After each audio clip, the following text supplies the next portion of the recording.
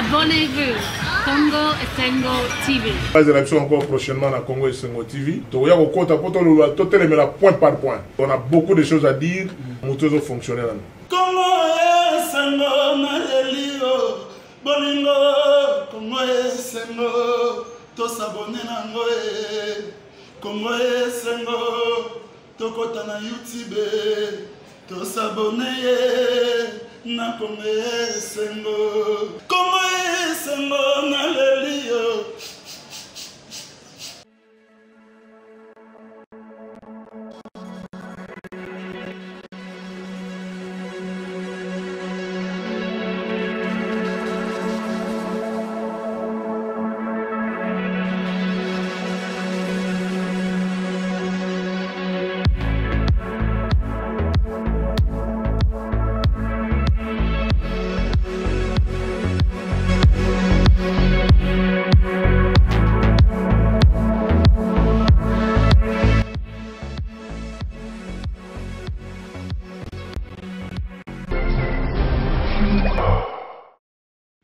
Nazako renvoyé chaque fois na ce qui s'était passé en 2007. Le député au Totangari Kombo, M. Jamsi, a convoqué par question orale, avec sans débat, le ministre intérieur, Kaloume à l'époque, a posé une question. Est-ce que se justifier la création d'un territoire au Babengi Minembo, d'une commune rurale? Alors, pour que cette entité-là, sous le plan légal, et salama, la procédure, après ça qui est simple. Et là, quoi, bosso, côté la délimitation, il y a territoire ou bien commune. Et là, quoi, mi balé, côté là, ce qui démarche wana, il allait accepter sur le plan interne. S'il y a une population, et puis s'il y a une capacité financière, il y a qu'à prendre en charge le fonctionnement. Et il y a une conclusion dans le baraboué. Alobi et koki ko sala maté parce que tous ces critères-là n'ont pas été remplis. Il faut qu'on y ait d'abord, pour qu'il y ait consentement, il faut pas consulter non seulement bateau balana kati, il y a territoire, il y a commune au besoin de créer, mais aussi bateau balali pembeni il y a territoire wana. Parce que le fait seulement que vous posez ndambo ya ba territoire baninga, vous créez déjà un conflit. Le corps vous créez un conflit, bateau libanda ba d'accord té, bateau akati ba d'accord té. Ce qui veut dire que la démarche est là qu'on tenir compte de l'autre. Le fait seulement que bango moko baloba ke ba oui ko mettre en application té.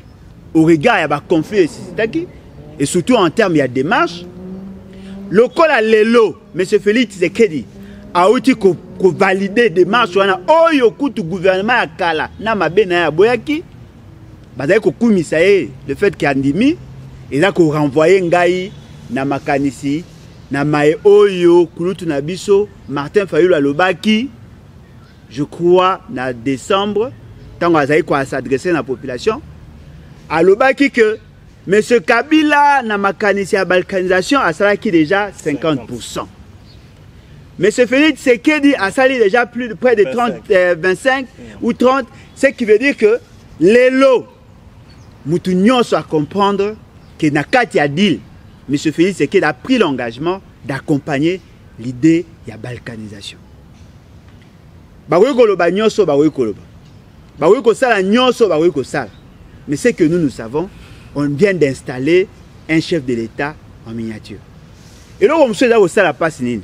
Et ça dit que tout le monde qui a naïveté, que leur raisonnement est rationnel. Non, voilà, et c'est pour trouver les sources, moyens, il y a comme ma kimia. Non, mais attendez, toutes les guerres auto connaître na Congo. Réaction nyonso ya ba Congolais. Ils ont qui basé essentiellement sur la question à terre. C'est que tous ces guerriers, batu nyonso ba créer ba groupes armés pour sécuriser leur communauté. Batu nyonso wana ba bunda. Oh ba ki to tika na minduki. Potoluka procédure Moussous. Aujourd'hui, de manière unilatérale, on prend cette décision. C'est-à-dire quoi? Le premier est ce qu'on a posé à pousser Bisso, Tobunda. On a posé à tout ça, c'est quoi guerre? Si on a Bisso, Bazali, Bazako prétendre que vous avez dirigeant, pour Bango, Bazako Kanisa que l'armée sera contre nous. On a tendance à Kanisa que non, voilà, ils vont nous mater avec la police et l'armée. Or, guerre au côté, c'est quoi? Ils ont trouvé socle dans l'article 63. 64. L'article 63 a conseillé le lobby, la défense, il y a intégrité territoriale. C'est un droit, mais surtout un devoir sacré. Ce qui veut dire que, combat et comme on a combat, et nous sommes prêts. Guerre la guerre est simple. On ne va pas dégager beaucoup d'énergie. On va juste cibler les éléments malicieux. Et à partir de Wana Sikoyo, Bango, Bazako compter Rwanda pour attaquer, à réagir, et puis il va prendre maintenant, par la force cet espace, la communauté internationale qui est complice. Na démarche de ballon, voilà, comme Bozoyo Kanate, Tosengi, autonomisation, Bako créer zone tampon entre la zone Bango Bazui, na Bisso, Bako tia zone tampon pour que Bisso na Bango to en allié, voilà, basa la forme, il y a bouclier pour que tout le monde. Et pendant ce temps-là, ils vont continuer, il y a qu'à jouir, na ba ressources, nous tous les alliés. Bref, il faut que les alliés vrai. Bande qu'on a Bisso nyonso, bazai qu'on a d'ici et d'ailleurs.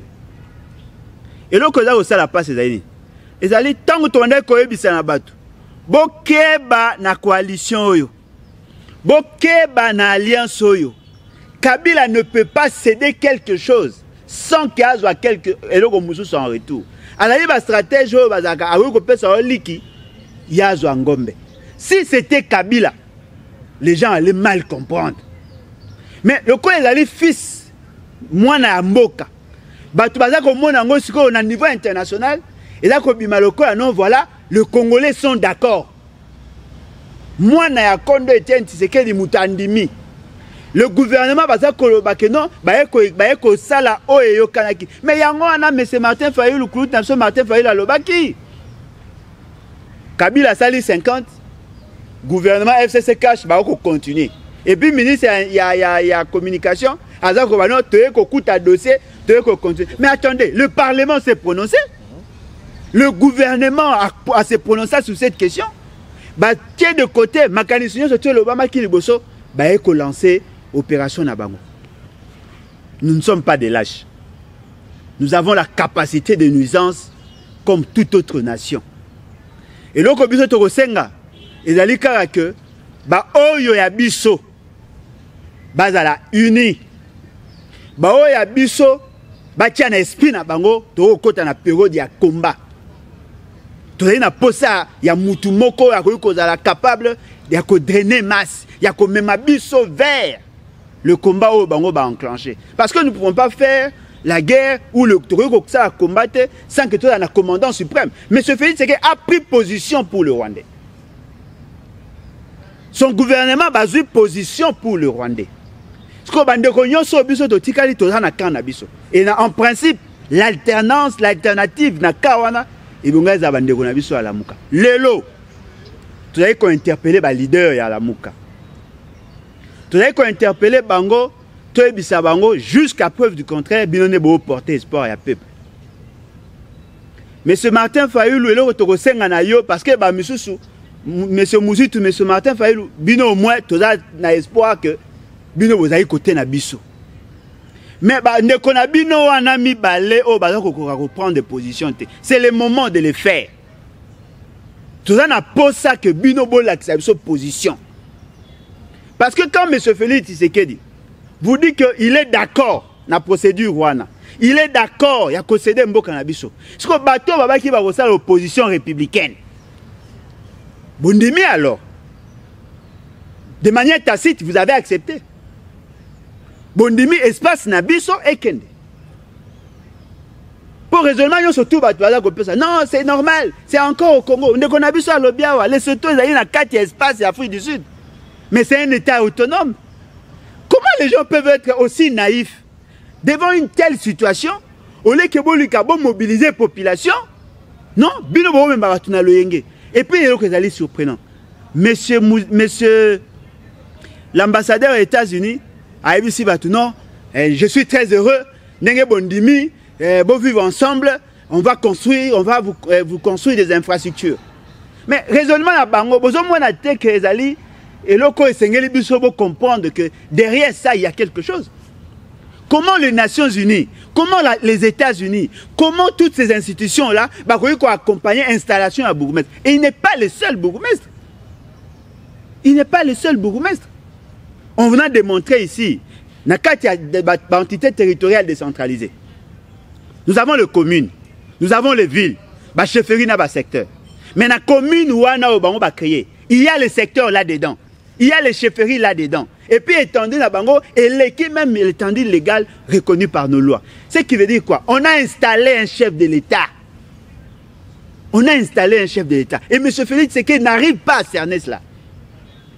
Tout ça, que 5 dans la population congolaise d'ici d'ailleurs, totalement. Parce que si nous échouons, c'est fini. Ne rêvez pas. Bon, quand vous êtes non, partout en Est, ça ne nous concerne pas. Non, ça concerne tout le monde.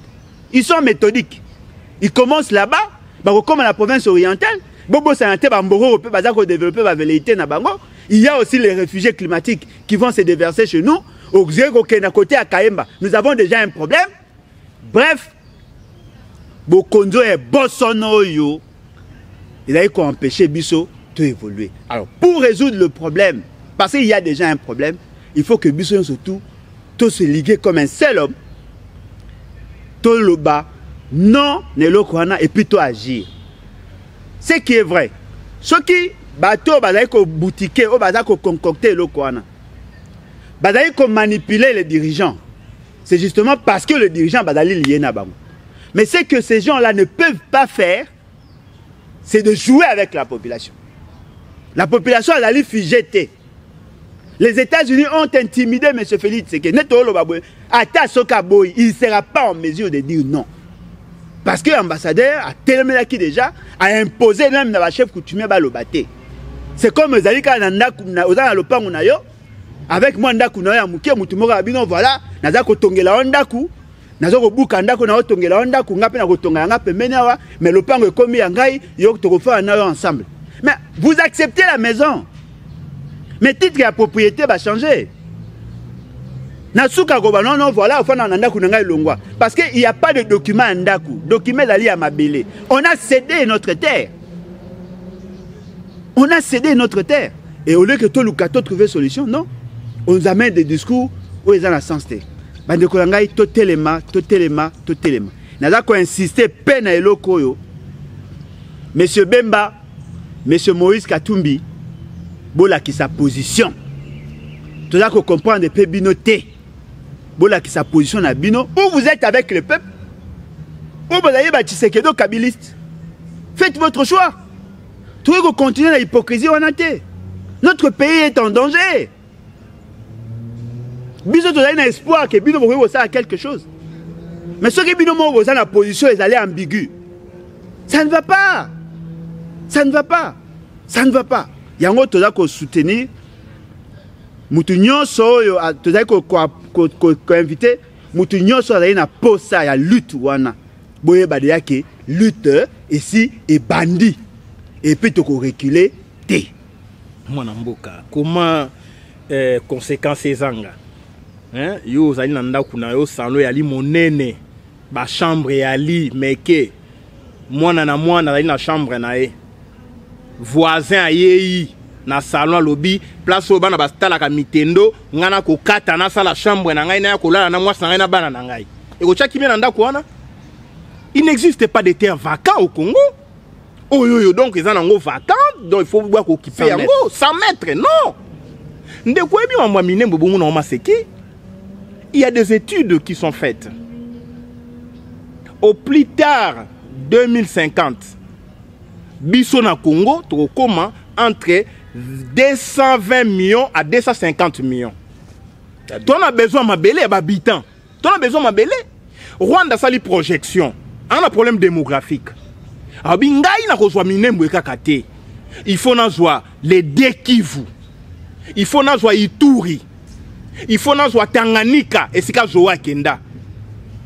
Vous aurez demain les Banyamulenge du Bas-Congo. Vous aurez les Tutsi de Bandundu. Vous aurez les Tutsi du Kasaï. Parce que bafongoli ba école de langue na Rwanda.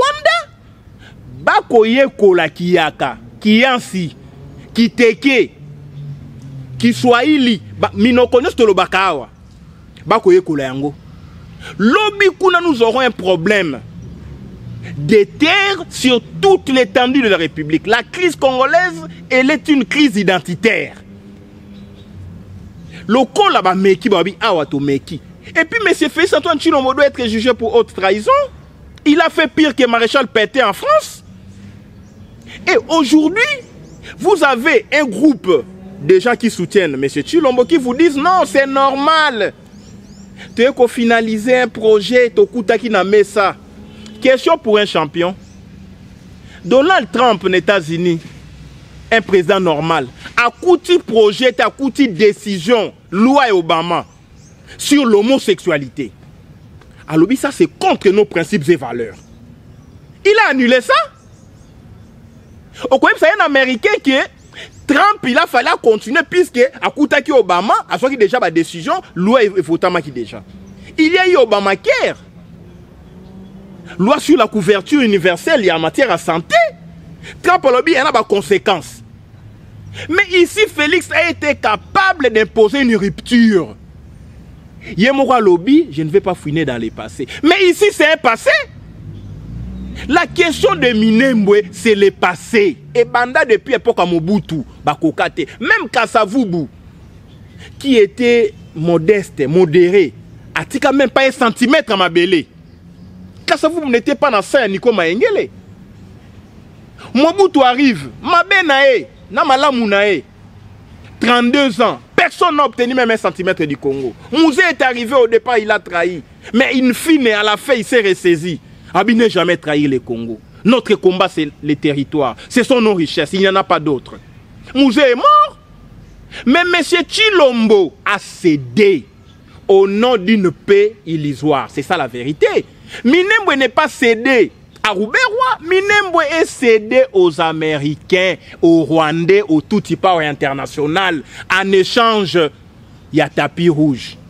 En échange, Assili Satan mandat. En échange, ma conseiller. Pourquoi on a un jour? Il est passé au Lobao, non? Tshilombo, Ali Moutou a rétabli paix dans Est. Il a réussi là où tout le monde a échoué. Mais quelle paix? De quelle paix s'agit-il? C'est une paix de cimetière. Une paix illusoire qui va reposer sur les millions de morts. Ce n'est pas une paix. Il y a un moment où on a kokende Est. A ça la tournée dans Est. Tout avion ko kalete parce qu'il a tout cédé. L'autre falinga kende. Équipe d'avance, oh non, moteur est calé. Pour notre côté psychose que c'est nous qui contrôlons l'Est. Avant de venir, il faut résoudre les problèmes de Minembwe. Et le monsieur a cédé. Il n'a pas les nerfs. Il y a qu'à résister face. Il y a la pression. Alors, puisqu'on a quitté, dites la vérité. Que c'est Fayulu qui avait gagné. Fayulu pouvait résister à la question à Minembwe. Puisqu'il y a une question qui ne date pas d'aujourd'hui. Tant dans sa campagne, tu as vu que Rwanda a des visées expansionnistes et balkanisationnistes. Ce qui a étendre le territoire, on a été dans Mabélé à Congo, a balkaniser Congo. Nous tous, en faisant la politique, tu es bien. Mais quand tu arrives, tu fais les jets, tu entres dans le schéma à Rwanda, tu as trahi. Aujourd'hui, il ne faut pas avoir tenu une langue de bois. Mais M. Félix Antoine Tshilombo et l'UDPS ont trahi la République. Discours construit dans la réunion dans Bango, nous sommes au courant. J'ai vu déclaration à ministre délégué à la Défense, mon ami Sylvain Mutombo. À lobby dans les jours qui viennent, dans 6 mois, nous allons imposer la paix à l'Est. Mais à contrepartie de notre territoire, ça c'est un acte de haute trahison. Vous cédez le territoire, vous dites qu'au nom de la paix. Mais les Tutsis, vous ne les connaissez pas. Les Tutsis, Azui Minembwe, Lobi Arolobana Poussana Zwa Beni, Lobi Gona Obi Fopena Zwa Goma. Vous allez continuer à céder finalement, et comme le cas à Israël. Oui, mais Israël a un des journalistes. Bah, parce que moi, Abele Moki, Azui Mo Abele Moki na Palestine. Alors quel lengi. Apoussani. Lélo, Israël occupe presque la quasi-totalité de la Palestiniens. C'est ce que l'IDPS veut faire au Congo. Mais nous lui disons que ça ne passera pas. Et qu'on l'écarte parce que nous sommes dans le 21e siècle. C'est un siècle à lumière. Avec les nouvelles technologies, nos ancêtres ont libéré ces pays. Il n'y avait pas les téléphones, il n'y avait pas YouTube, il n'y avait pas WhatsApp, il n'y avait pas les réseaux sociaux. Bref, les conséquences sont énormes. Première conséquence, le Congolais comme esclaves sur son propre territoire. Même nos frères de Fizi, qui sont au gouvernement, qui ont vendu leur âme au diable, nous vous prévenons. Si tu gagnes Bitumbo, même si on va les gagner, réfléchissons par absurde. Ce qui est comme État, à l'intérieur maintenant, on va faire la chasse à l'homme.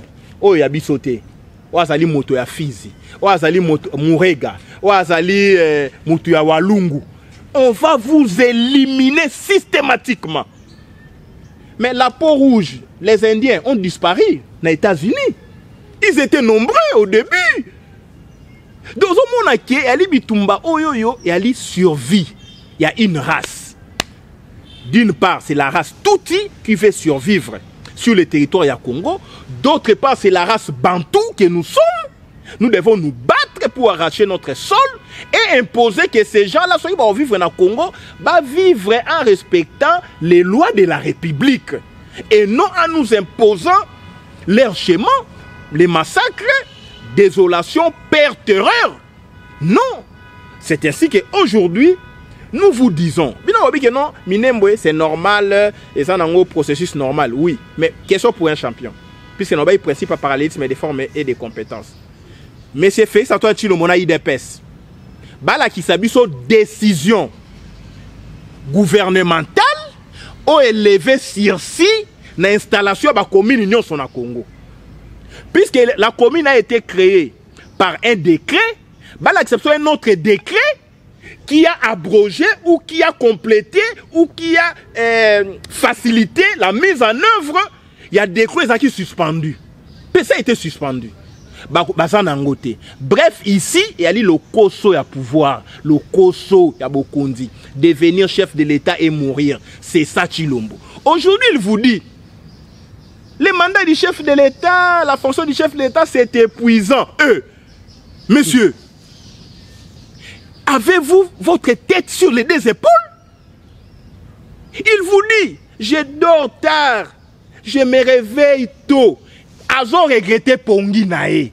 Azo regretté tant y a boîte. Azo regretté tant y a viva la musique. Et tel président, vous continuez à croire sur lui. Nous qui travaillons, moi j'ai un cabinet, il m'arrive de fois dans ça, notre plaidoirie, 1h, 2h du temps, 2h du matin. Mais le matin, j'ai audience à 9h. Que je dise, non, je regrette Pongi Nangai, c'est que je ne sais pas ce que j'ai fait. Mais si vous êtes président au Congo, vous regrettez Pongi, vous êtes président des États-Unis au Lobanine, qui gère le monde entier, il dira quoi? Donc le monsieur n'est pas à sa place, à la qui si, si n'y so ya faiblesse, si n'y so ya trahison. Beaucoup de surtout quand des journalistes, bon matin bolamouki, oh non, on a monsieur Chilombo a démissionné Nangai. Fuite de Mahomet vers Médine. Et tous ces gens qui pensent qu'il est le président, mais en réalité, c'est, comme on dit, un éléphant au pied d'argile. Bon, on a un éléphant, mais en réalité, c'est un statut. Bref, c'est une question de vie ou de mort. Soit on nous tue, nous tous, on récupère non seulement Minembwe, on prend tous les Congos. Parce que les Rwandais devaient avoir tous les Congos avec lui. Même si Minembwe comme État, un jour. Mais les sénateurs rwandais vont continuer à siéger dans le Sénat, empêcher une initiative parlementaire, on continue au gouvernement, on continue dans l'état-major général, toper dans le service d'enseignement. Bref, il faut une révolution mentale, un soulèvement populaire. Parce que, qu'on ne vous dise pas que c'est du hasard, c'est planifié. Pasteur Bizimungu avait dit, en s'adressant au Banyarwanda, à Bizima appelé Banyamulenge, qui sont les Tutsi rwandais, si j'avais on vous chassait du Congo, il faut emmener la terre avec vous. Il faut partir avec la terre. Abonnez-vous. Congo Esengo TV. Les élections encore prochainement à Congo Esengo TV. Donc, il y a point par point. On a beaucoup de choses à dire. Nous devons fonctionner. Congo Esengo na elio. Bolingo Congo Esengo. To s'abonner na ngoe. Congo Esengo. To kota na YouTube. To s'abonner na Congo Esengo. Congo Esengo na elio.